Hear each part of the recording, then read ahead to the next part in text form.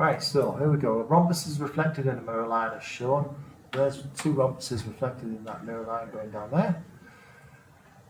there.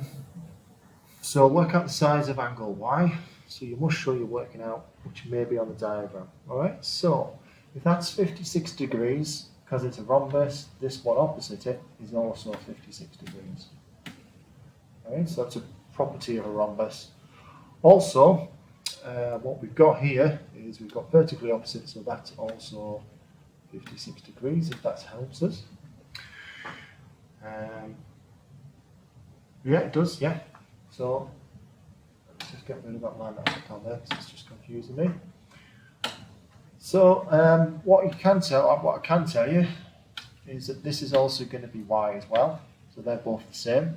So what I'll do, we've got a straight line going down there, we've got 180, then take away 56, leaves me with 124. So these two Y, both Y's equal 124, so each one is going to be 62.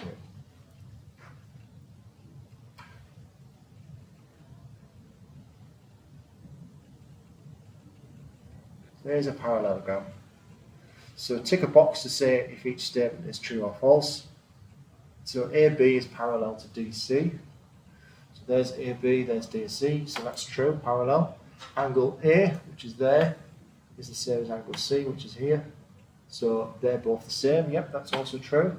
The parallel line has got two lines of symmetry. So a line of symmetry would be a line down the middle where they reflect into each other, so actually that's not true because it doesn't have any lines of symmetry. The parallelogram has got rotational symmetry, order of 2. So that would mean if you were to spin this shape around once, all the way around 360 degrees, it would look the same twice. So actually that's ended up being true as well.